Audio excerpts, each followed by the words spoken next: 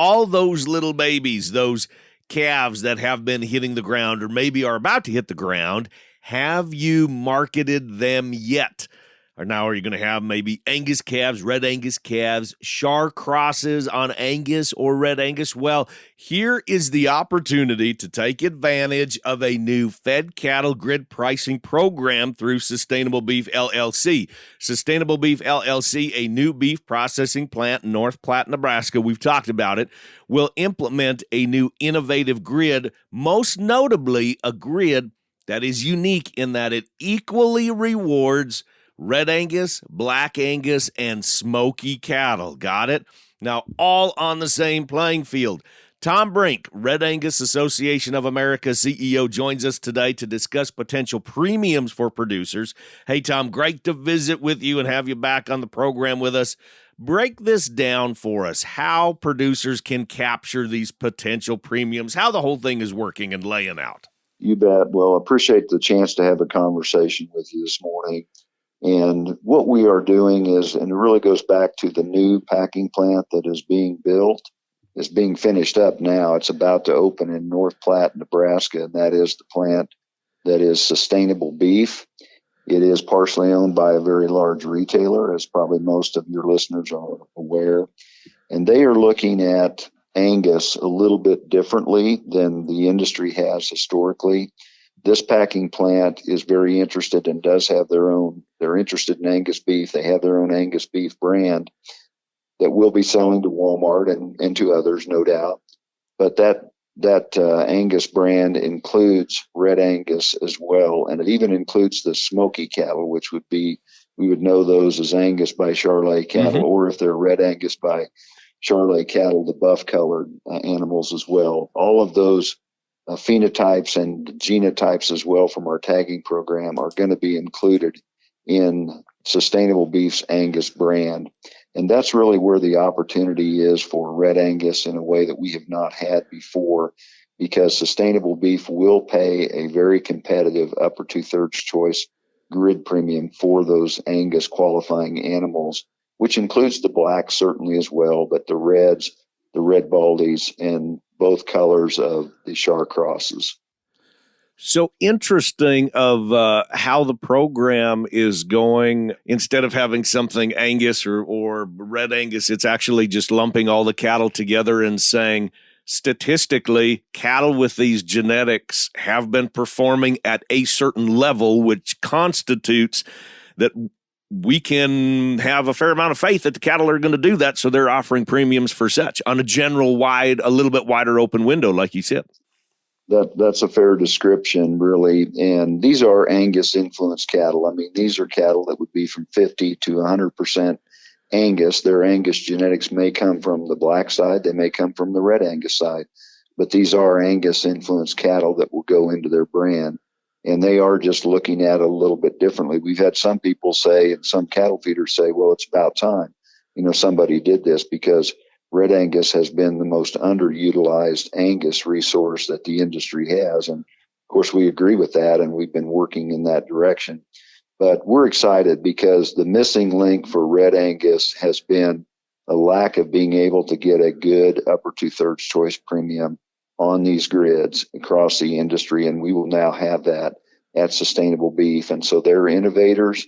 We'll see how far this goes through the industry over time, but we're very excited about it, and we're certainly going to support that plant and support the feedlots that send cattle regularly to that plant, and just have real opportunity for Red Angus breeders and commercial producers. Time now for a quick break. When we come back, we talk more with Tom and these potential premiums being offered through Sustainable Beef LLC. You're listening to the Ranch It Up Radio Show. Go nowhere. Cattle Battle. We are back with Tom Brink, CEO of the Red Angus Association of America, talking about the fed cattle grid pricing system through Sustainable Beef LLC and how they are implementing a new innovative grid that equally rewards Red Angus, Black Angus, and Smoky colored cattle. So how are cattle priced on a grid system? I know you said competitive premiums for the upper two-thirds choice Angus carcasses. How is that determined? How are cattle priced on that grid system? Give us an update for those people that aren't familiar with that process. Sure. It will be the same or very, very similar to how other grids work in our industry. And the way that is a base price is established on the cattle. That typically comes from the 5-area average, or maybe it's a state average from the live market. And then that's the base price. And then, of course, a grid. And the definition of a grid really is a schedule of premiums and discounts, pluses and minuses that are added for various quality traits and other attributes. And for example, upper 2/3 choice is going to trade maybe $5 a hundred on a carcass weight basis more than choice, more than low choice. And select is going to be discounted maybe $12 or $15 or however wide the choice select spread is at the time the cattle are being marketed. So it will work exactly the same as other grids, if that makes sense. And the difference will be that they won't have to be black-hided. I mean, we know in this industry that black-hided cattle have the opportunity to gain an upper 2/3 choice premium on most industry grids just because they're black. They don't even have to for sure be Angus. But this grid will as you said, widen the neck of that funnel just a little bit and look at other Angus influenced cattle, such as Red Angus. Let's say Red Angus Hereford Cross, which will be Red Baldies, Red Angus Shar Cross, or the Black Angus Shar Crosses as well. Now we're looking at North Platte as the location for this, and I'm just gonna kind of throw spaghetti at the wall, see what sticks. I'm just gonna say a 400 or 500 mile radius of North Platte, Nebraska, right smack dab in the middle of cow country. Now, cattle, to qualify for said program, is it for the Red Angus sired calves? Is it through maybe like the feeder calf certification program? Do those calves that go through that program through the Red Angus Association of America get that tag? Do they automatically qualify for this program? I'm just trying to put together all of the different pegs to make this happen where being within a 500-mile radius, using that as an example, not saying that's what he is, but as an example where I could potentially gain a premium from these calves. How do I go about just the business structure of that? Those are great questions, and we do think, North Platte, Nebraska is a great geography. It is in the middle of cattle country. It is also a very good location for the most dense population of the Red Angus breed, which is up through the middle of the country with a slightly northern shift to it. And so it's a great location for us. The cattle will qualify. To answer your question specifically, Tigger, on that, is they will qualify two different ways. They can certainly qualify through our tagging program, the feeder calf certification program, which is a breed, source, and age verification program. It is the oldest and the largest breed-based tagging program in the industry. And what that tagging program does, there's a few minor hoops you have to jump through to qualify. But on Red Angus sired calf crops, and that's most of what we tag, we actually can tag Black Angus bulls too, or calves from Black Angus bulls and red together if a person's running both. But those cattle are verified to be at least 50% Red Angus. So those calves would be genetically verified to be at least 50% Red Angus, which does make them, to your point, eligible for the sustainable beef grid, the upper 2/3 choice premium that we're talking about. They will also, though, there's another caveat, they will also look at phenotype. And we have a set of pictures that describe the phenotypes that we've already mentioned here. And just like with the blacks going into CAB or being eligible for a number of different Angus brands, in this case, the reds, the red baldies, and the smoke-colored animals, whether it's the buff with the Red Angus cross or the black nose shars, will also be eligible. There's a few nuances to that. Qualifying by phenotype is going to be scrutinized animal by animal, and qualifying genetically through the tagging program is the preferred way, because one other thing that your listeners should know is the North Platte Sustainable Beef plant is an EID only plant. Every animal that goes into that plant will have to have an EID. Now, that EID could be put in at the ranch or it could be put in at the feedlot, but every animal that goes in there will have to have an EID. That's going to be a tremendous boon because of the data generation that we'll be able to working with Sustainable Beef that they will have and that they will share, I think, in many cases with producers as well. So the tags that we're talking about with that feeder calf certification program, do those qualify as an EID tag? We do market dangles only. We market combo tags, so that would be a button EID and a dangle. Or if you want just the EID only, you can get that as well. That is the producers, the commercial producer that's using the Red Angus bull. That's their choice.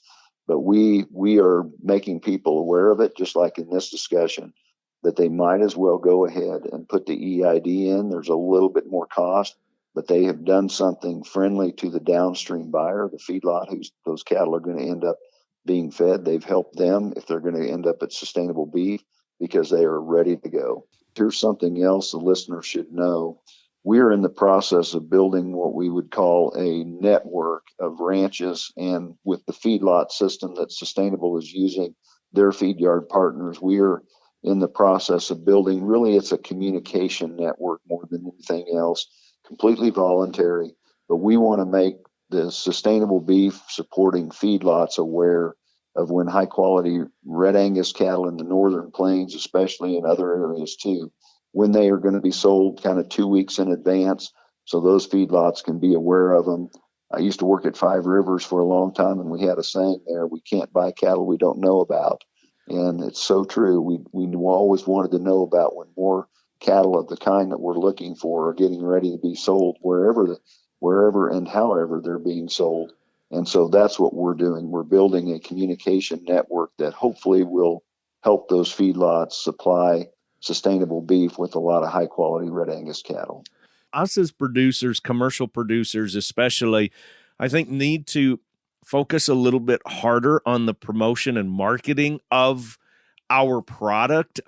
Just simply like you said, you're building a network, a communication portal of bringing different people together, because if I have different options available for me, I'm a lot more optimistic when I have different choices and I can research and maybe look at this. Maybe I've got a private buyer that I work with and pays me what I need, and that's great. And we continue those relationships. But I think that's the point that I'm getting at, is either to continue said relationships or cultivate, additional relationships, because numbers is power. And if we've got a little black book full of all kinds of different numbers and avenues and ways that we can market calves, it's only going to keep us at the top of the pack. It is. That's very well said. And I think most sellers that sell their feeder calves at auction appreciate the chance to recruit some extra buyers, some extra bidders and buyers. And that's what we can do for them through the network. And knowing the feed yards, if you think about it, the feed yards that will be supporting and are supporting Sustainable Beef will be in the strongest position to buy Red Angus feeder cattle of really anybody, because they're going to know that there's a grid premium at the end that is not available everywhere. And so that will give them a little extra ability to bid on those Red Angus influenced feeder cattle. So that's why we want to connect them. And it's their choice. I mean, what they pay, and it's certainly the seller's choice how they market their cattle, but we want to make sure that they know about each other and are connected. And we can do that through this communication network that we're building, and it'll be good for everybody. It'll really be good for everybody. I think just the knowledge of getting cattle aimed toward the highest value opportunity that exists in the industry, which right now for us really is Sustainable Beef. Tom Brink, CEO of the Red Angus Association of America. Great to visit with you. Tremendous opportunities for those Angus, Red Angus, and Shar-Cross calves. Sustainable Beef is working with cooperating feed yards to be able to capture carcass data and other additional information to be passed back to producers of those calves. And now the best way to find out more information about the program is to call the Red Angus Association of America. Visit with Kelly Smith, the Director of Commercial Marketing, and find out more about how to enroll those calves in the program, costs of tags, etc., and even some of the other programs that are available. All right, time for a quick break. When we come back, we talk market numbers and a whole lot more of the cow stuff right here on the Ranch It Up Radio Show. Keep it locked.